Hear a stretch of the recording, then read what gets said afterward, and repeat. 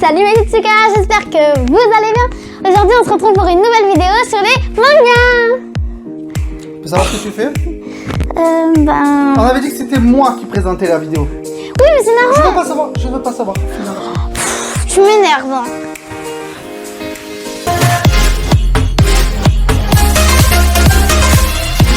Hey, salut mes petits corails, j'espère que vous allez bien. Alors désolé pour l'intro, c'est une chaîne familiale ici. Alors on attaque tout de suite avec une nouvelle hors-série qui n'a rien à voir avec des histoires qui font peur. On va rester dans la thématique du Japon et comme l'a dit Maëlys, on va parler manga. On va parler de mangas connus et d'autres qui sont un peu moins connus, en tout cas un format plus court et plus rapide, juste pour le plaisir. Alors, comme d'habitude, je tiens d'abord à m'excuser envers tous mes amis japonais et tous ceux qui parlent japonais pour mon accent et ma prononciation de merde. Bon, j'arrête de digresser et parlons directement de mes 5 mangas furios préférés.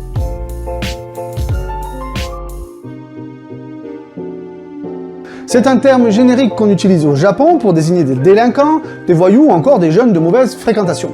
Vous l'aurez compris, c'est des mangas qui fleurent bon la baston entre lycéens, mais pas que, parce que c'est sans compter les bosozoku.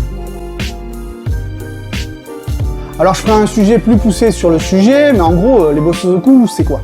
Les bosozoku, c'est un terme japonais qui définit des groupes de bikers composés de jeunes en fin d'adolescence. C'est un terme bien sûr péjoratif car ils ont tendance à ne pas trop respecter les lois et à foutre un peu le bordel.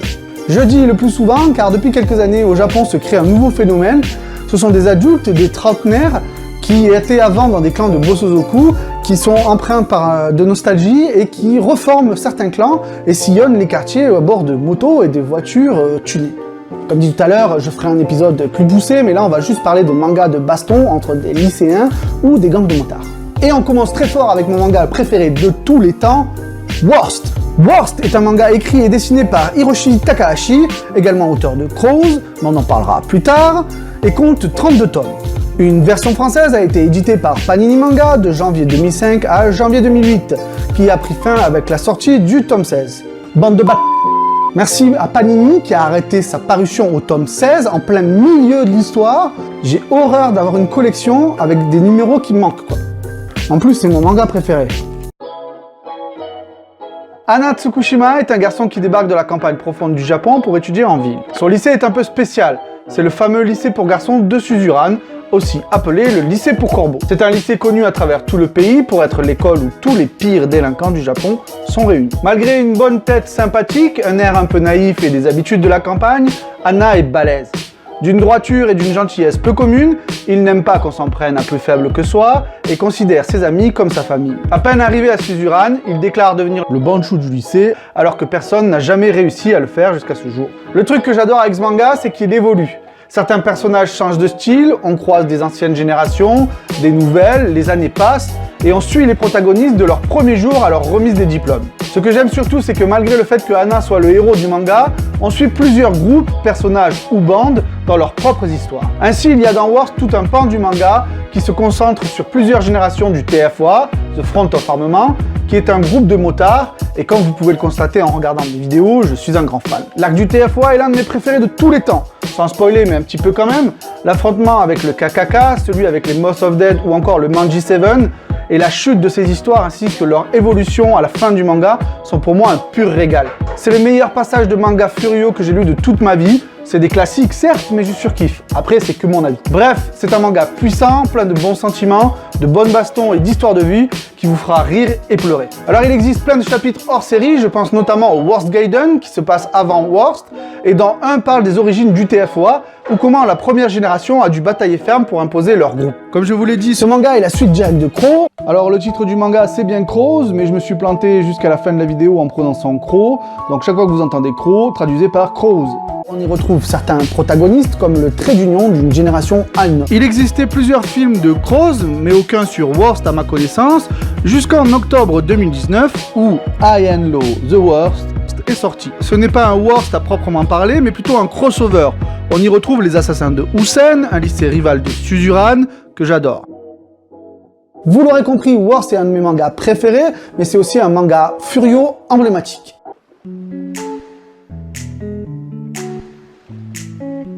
Bon, mon numéro 2, c'est encore un petit peu Worst, parce que c'est Crow. Crow, c'est ce qui se passe avant Worst. pourquoi je vous parle de Crow en deuxième place alors que ça se passe avant Worst? Tout simplement parce que je préfère le style graphique de Worst et ses personnages plutôt que ceux de Crow. C'est normal, comme dans beaucoup d'œuvres, le mangaka faisait alors ses débuts. Le style de dessin est plus grossier et moins travaillé, mais c'est normal car il avait alors moins d'expérience. On s'apercevra d'ailleurs de son perfectionnement tout au long de l'œuvre. Crow se passe entre les films et Worst, mais on est bien sur l'œuvre originale. L'action se passe toujours dans le lycée de Suzuran, qui est aussi connu sous le nom de lycée des Crows ou lycée des Corbeaux, d'où le nom du manga. Le personnage principal est Bouya Harumichi, récemment transféré à Suzuran. C'est un jeune blond décoloré, balèze, solitaire, mais surtout complètement à l'ouest, irresponsable et plus intéressé par les filles que par la baston. Il est, au contraire de Hana, pas du tout attiré par le fait de devenir chef de bande ou autre. Il préfère être seul et ne croit qu'en sa force. Il dit vouloir éviter les bagarres et vivre une vie tranquille, mais il finit toujours par se retrouver à se battre contre des adversaires d'un peu partout, allant jusqu'à combattre des groupes d'autres villes comme les fameux Empire Manji. On y retrouve aussi mes préférés, le TFOA, dans une période bien sombre, mais on assiste à sa renaissance tout au long du manga avec la 4e et la 5e génération. Il existe aussi plusieurs films, notamment les fameux Crow Zero, sortis en octobre 2007, qui se passent avant les mangas papier. La jeunesse ne dure pas éternellement. C'est un moment précieux, alors je vous conseille d'en faire bon usage. Nous promettons d'étudier avec sérieux.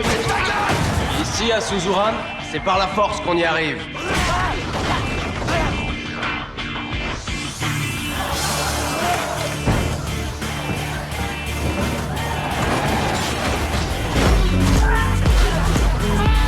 Ainsi que Crow Zero 2 en avril 2009 et Crow Explode en avril 2014. Crow est donc le digne prédécesseur de Worst malgré un style graphique hésitant au début. Vous l'aurez compris, Crow est un manga qui vaut le détour. Maintenant passons à notre numéro 3. Rakai Blues est un manga écrit par Masanori Morita et compte 42 tomes. Et oui, ils sont tous sortis en France. Prends ça Panini. Rakai Blues c'est le titre français. Son vrai titre c'est Rokudenashi Blues. J'ai honte, mais je l'avoue, jusqu'à récemment je ne connaissais pas le sens ni le vrai titre de cette série. Ça, c'était avant que Sowon, créateur du Furio Gang, qui est une équipe traitant de l'actualité des mangas Furio et Underground, ne le tweet sur son compte, que je vous invite à suivre, et qui est en lien en bas de cette vidéo. Comme d'habitude, on y retrouve les classiques du style Furio. La bagarre, l'honneur, l'amour, l'amitié et le respect, mais aussi toutes les valeurs morales auxquelles s'attache le personnage principal, Taizon Maeda. Ensuite donc Taizon Maeda, un lycéen de 16 ans venant du Kansai, passionné de boxe mais vraiment fan. Il rêve de devenir le prochain champion du monde de boxe, mais malheureusement pour lui et heureusement pour nous, il aime tout autant la baston de rue. Extrêmement charismatique, mais selon son entourage entièrement stupide, il a un sens de l'honneur et du respect hors du commun. Il a un penchant pour les uniformes scolaires féminins et prend un accent du Kansai lorsqu'il est en colère. Alors c'est un truc qui a été beaucoup fait dans les mangas et dans les manhwas, je sais pas pourquoi. Quand on veut donner à un personnage l'accent du sud du Kansai, on lui donne l'accent marseillais. Élève de seconde au lycée Teiken de Tokyo, il se fait connaître dès son premier jour en frappant un professeur dès la rentrée de classe, sous prétexte que l'uniforme des filles a changé cette année et qu'il ne lui plaît pas. Alors que l'ancien était la seule raison pour laquelle il s'est inscrit dans ce lycée. Comme notre héros précédent, Bouya, Maeda ne veut pas devenir chef de bande. Mais ses aventures et son sens de l'honneur font que lorsque des gens qu'il connaît sont de mauvaise posture, il vole à leur secours. Ce qui fait que de plus en plus de personnes le suivent, ce qui a tendance à l'énerver. Bien sûr, la part belle est faite à la baston, mais beaucoup d'épisodes sont constitués d'humour et de scènes particulièrement absurdes et grotesques. Je pense notamment à toutes celles avec le personnage de Koeiji qui se prend pour le rival de Maeda, mais qui n'est qu'un gentil bouffon. Même si j'adore la baston ou les furios, c'est vrai que ces petits passages grotesques me font extrêmement rire et je me rappelle me marrer comme un con tout seul en lisant mon manga dans le train ou dans le métro. Ce manga est vraiment un de mes préférés car il contient une bonne dose de passages épiques, des bastons déchaînés, de belles phrases, des sentiments pleins d'honneur et de droiture ainsi que de bonnes vannes.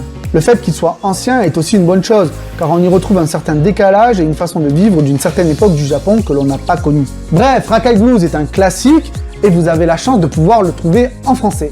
Passons au numéro 4, Clover. Alors, pas le Clover de Clamp, hein, on parle de Clover, la baston.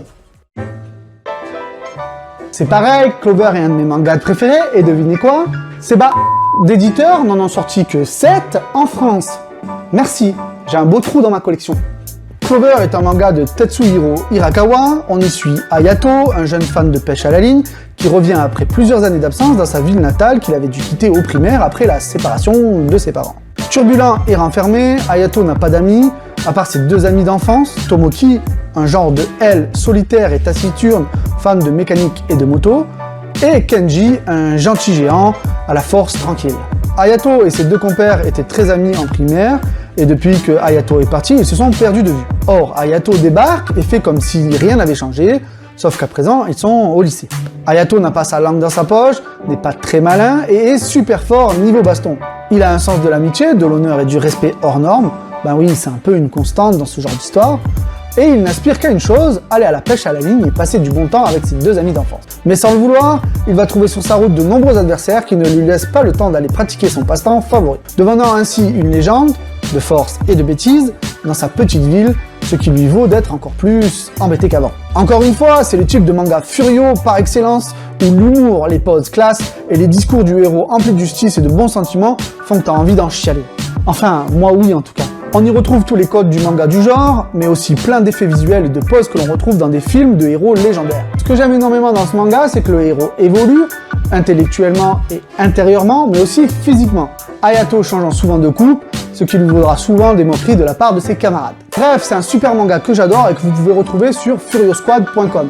C'est un groupe de Furio qui fait un super boulot de scantrad. Je vous remercie les gars, car sans vous, je pourrais pas lire mes mangas préférés. Et oui, car comme je vous dis, cette série a été arrêtée en France dans ses premiers tomes. Merci encore à les éditeurs de... Bon alors, pour le numéro 5, j'ai un petit problème. Ouais, il y a encore plein de mangas de baston que j'adore et j'arrive pas à me décider. Des mangas comme Nanba MG5, Ika Tokyo, Shonen 7 ou encore Ganking que j'adore et qui, encore une fois, s'est fait arrêter après le tome 11 ou 12. Mais enfin, pensez à ma bibliothèque, bande de chacals. Les puristes me diront que Flic à Tokyo n'est pas un vrai manga de Furio, car c'est un ancien chef de gang Bosozoku qui devient policier. Mais ça reste dans le thème. Finalement, après réflexion, je suis revenu à un de mes premiers amours, Shonan Junai Gumi. Young GTO en français, mais de son vrai titre Shonan Junai Gumi, est un manga de Toru Fujisawa. Et comme son nom l'indique, il raconte la jeunesse d'Onizuka, le plus célèbre et great teacher du Japon. Publié entre 1991 et 1996 dans le magazine Weekly Shonen Magazine, il a été compilé en un total de 31 volumes. En effet, Shonan Junai Gumi est le préquel de GTO. Et comme son nom français ne l'indique pas, c'est sorti avant GTO au Japon. Mais en France, les éditeurs ont préféré sortir GTO en premier, car ce dernier avait fait un carton au Japon. Puis, une fois sûr du succès en France, ils ont lancé Shonan, qui, et c'est à souligner, est complet dans sa parution française. Merci les gars de chez Pika Édition. Bon, vous avez choisi un titre de mais bon, le taf minimum est fait. Le trait est grossier et les détails du dessin qui font que GTO est une pute de pépites du manga sont absents au début de l'œuvre. Encore une fois, comme pour Crow et Worth, c'est dû, bien entendu, au fait que le mangaka n'était pas aussi expérimenté que pour GTO. On s'apercevra d'ailleurs de sa progression et de sa maîtrise tout au long du manga, qui finira par, à la fin de l'œuvre, avoir un niveau proche de GTO. Shonan est censé se passer entre Bad Company et GTO. Bad Company étant un préquel de l'œuvre originale, on y retrouve un Onizuka encore plus jeune, mais on voit bien que le trait du dessin a été réalisé après Shonan. Une suite intitulée Shonan 7 a débuté en janvier 2014 dans le magazine Monthly Shonen Champion de l'éditeur Akita Shoten. Contrairement à la première série, Toru Fujisawa n'est que scénariste. Shinsuke Takahashi s'occupe des dessins. Young GTO, c'est donc la jeunesse de Onizuka, le personnage principal de GTO, et de son meilleur ami. Ekishi Onizuka et Ruiji Danma, deux jeunes lycéens qui forment le duo explosif de l'Onibaku Combi. On les retrouve en pleine adolescence, essayant de se faire passer pour des lycéens modernes afin de draguer de jolies jeunes filles. Mais comme vous vous en doutez, cela ne se passe pas bien, leur ancienne vie de délinquants les rattrapant très vite et les laissant puceaux, eux qui pensaient conclure. Après des vacances d'été foireuses, ils essayent de se faire passer dans leur nouvel établissement pour des élèves modernes et normaux afin de draguer un maximum. Or, encore une fois, le passé de nos deux lascars les rattrape, et pire, ils découvrent que leurs copines de vacances ne sont autres que leurs nouveaux professeurs. Il n'en fallait pas plus pour que nos héros reprennent leurs mauvaises habitudes, le caille au vent. Ce manga est tout simplement génial, même si GTO est une pépite, ce manga est son digne prédécesseur. On y découvre plein de personnages qui reviendront ensuite dans GTO, notamment Ruiji et Saejima, qu'on appelle le chien enragé de Kamakura, devenu policier véreux, qui se paye le luxe d'avoir son propre spin-off dans Inoue Gargoyle, sorti en France. On retrouvera également Ruiji dans sa propre série GTR, sortie en France, et Onizuka dans plusieurs suites à GTO, qui se passent en fait pendant GTO. Et comme dans tous les spin-offs de GTO, il possède le juste mélange d'humour débile, de blagues vaseuses, de bonnes bassons et de moments chargés d'émotions et d'amitié virile qui font de lui un des meilleurs mangas Furio selon moi. Voilà, ce top 5 est fini. Encore une fois, ça n'engage que moi. Par contre, je vous invite à les lire fortement parce que ça vaut vraiment le coup. J'aurais pu en citer plein d'autres que j'adore, notamment ceux déjà dits, mais il fallait faire court. Par contre, je ne résiste pas à l'envie de vous faire 2 mentions spéciales. La première, à GTO de Toru Fujisawa, que je n'ai pas placé dans ce top 5 parce que l'action se passe après la période scolaire d'Onizuka et qu'il n'est pas à proprement parler un manga de Furio. En fait, si, c'en est totalement un, car il reprend tous les codes vus plus haut, un mec balèze un peu bête, pervers, mais avec un cœur gros comme ça, et qui fait passer ses principes moraux et idéologiques avant son bien-être personnel. Ce n'est pas pour moi de la baston entre lycéens ou entre Bosozoku, et c'est pour ça que je ne l'ai pas mis dans ce top. Si j'avais dû le mettre, il serait carrément numéro 2. Et ma deuxième mention spéciale est pour Tokyo Manji Revenger, ou en français Tokyo Revenger, du mangaka Ken Wakui, est sorti en 2017 et sa parution est toujours en cours. Au Japon, 10 volumes sont sortis, et en France, on attend le numéro 5, au moment où j'écris Céline. Alors celui-là, c'est de la pure bombe et il se prépare à entrer dans mon top 5. Pourquoi ? Eh bien, tout d'abord parce qu'il a une histoire un petit peu originale, avec une espèce de voyage dans le temps. En effet, c'est l'histoire de Takemichi, un mec lambda de 26 ans, qui vivait dans un appartement miteux, payé par un petit boulot et encore plus sous. Mais un jour, il apprend par le journal télévisé qu'Hinata, son amour d'adolescence, est morte, victime collatérale d'un règlement de compte d'un gang important, le Tokyo Manjikai. Alors qu'un jour, il manque de se faire écraser, il est transporté 12 ans en arrière, se retrouvant collégien au début des années 2000, à traîner avec ses amis et flirter avec Hinata. Voulant saisir sa chance de modifier les événements pour changer un funeste destin, Takemichi va devoir combattre et infiltrer le Manjikai. C'était sans compter sur le fait qu'il allait devenir pote avec les leaders du gang. Déjà, l'idée de départ est pas mal. L'histoire et les intrigues sont bien, les personnages sont cool et les bastons sont sympas. Et en plus, il y a des Bosozoku. Mais surtout, ce qui me fait dire que ça va être un manga d'anthologie, c'est que Ken Wakui, qui était un furio puis un hosto dans sa jeunesse, a dit dans une interview « Quand on m'a commandé Tokyo Revenger, j'avais pour instruction de livrer une histoire de voyou. Simplement, moi je ne suis pas capable de dessiner les loupards d'aujourd'hui parce que je ne connais que les furios de mon époque. Donc j'ai décidé de déplacer mon récit dans le temps. Déjà, bonne idée pratique, mais il a surtout dit « Je voulais parler d'une époque où les furios avaient du style. Les furios à l'ancienne étaient des voyous par principe et non pour l'argent, comme c'est souvent le cas aujourd'hui. Appartenir à une bande, du moins à mon époque, c'était surtout du folklore, du paraître. Si on en venait aux mains, c'était contre d'autres furios, pas des citoyens lambda avec lesquels on restait au contraire poli et respectueux. Voilà le type de furio que j'aime et voilà pourquoi ça promet d'être un grand manga. Alors pourquoi je ne l'ai pas mis dans mon top 5 ?